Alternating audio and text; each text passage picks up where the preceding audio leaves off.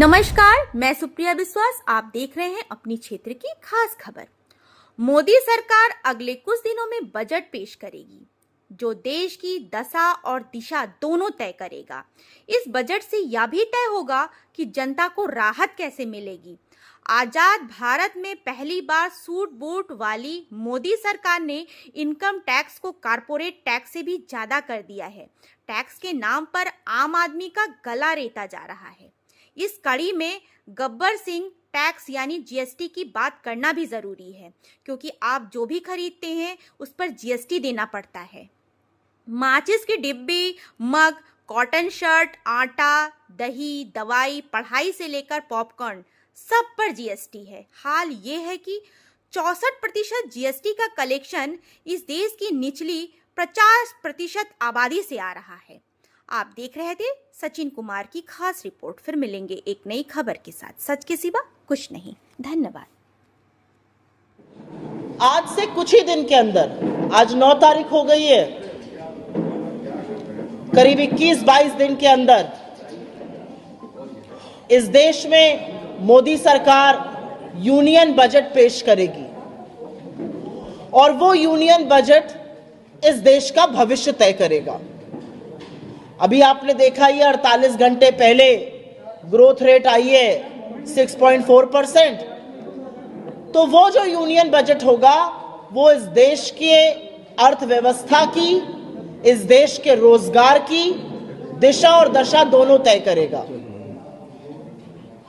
वो तय करेगा कि क्या इस देश में निवेश और उपभोग होगा। वो तय करेगा कि क्या महंगाई की मार से जो लोग जूझ रहे हैं उनको कुछ राहत मिलेगी। और सबसे बड़ी चीज वो तय करेगा कि आपके जैसे और हम जैसे तमामों करोड़ों लोग जो टैक्स की मार और टैक्स के बोझ के नीचे उसके तले दबते जा रहे हैं, क्या उनको कोई राहत मिलेगी। और किसी भी आकलन से पहले टैक्स पर आज बात करनी जरूरी है, क्योंकि आजाद भारत में पहली बार सूट बूट की नरेंद्र मोदी सरकार ने इनकम टैक्स को कॉर्पोरेट टैक्स से ज्यादा कर दिया है। मतलब जो धन्ना सेठ, जो बड़े बड़े पूंजीपति हैं, वो आपसे, हमसे, इस देश के गरीब वर्ग से कम टैक्स दे रहे हैं। गला आपका रेता जा रहा है टैक्स पर। आपके बच्चों की पढ़ाई, आपकी दवाई पर उसका असर पड़ रहा है। लेकिन टैक्स की चर्चा हो तो शुरुआत तो गब्बर सिंह टैक्स से ही करनी पड़ेगी। छुट्टियों का माहौल था, आप लोग भी गए होंगे सिनेमा देखने।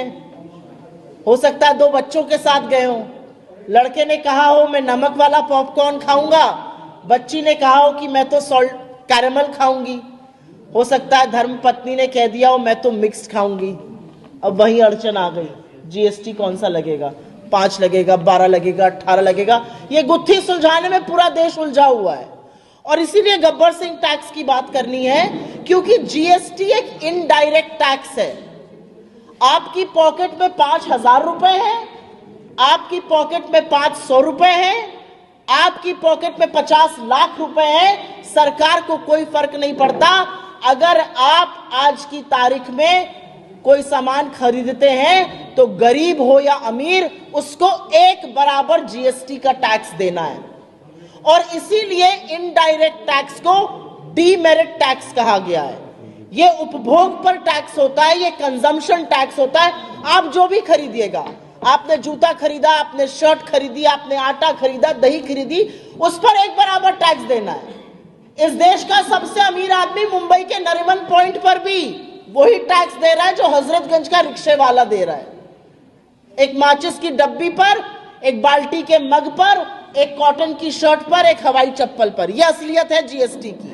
और जीएसटी को जिस तरह से बढ़ाया जा रहा है, रोजमर्रा की आवश्यक वस्तुओं पर जिस तरह से जीएसटी का प्रहार किया जा रहा है, उससे पूरी तरह से रायता फैलाकर रखा है सरकार ने पूरे देश में। आटे पर जीएसटी है, दही पर जीएसटी है, दवाई पर जीएसटी है, पढ़ाई पर जीएसटी है, अब पॉपकॉर्न पर जीएसटी है, पुरानी कार बेचने पर जीएसटी है। ऐसी कौन सी चीज है जिस पर सरकार जीएसटी जमकर नहीं वसूल रही है? शायद अभी तक सांस लेने पर टैक्स नहीं लगाया गया, बाकी हर जगह हर व्यक्ति टैक्स दे रहा है। हर महीने मोदी सरकार बढ़ चढ़कर सीना ठोक कर बताती है हमने इस महीने इतना जीएसटी कलेक्ट किया। ये उपलब्धि नहीं है आपकी, ये आपकी विफलता है, क्योंकि इतना जीएसटी कलेक्ट करने का मतलब है आपने गरीब आदमी को और रेता, उसका गला और दबाया, उसका गला और घोटा और उससे पैसा और टैक्स और वसूला, क्योंकि 64% जीएसटी का कलेक्शन इस देश की निचली 50% आबादी से आ रहा है। Sorry ass DJ.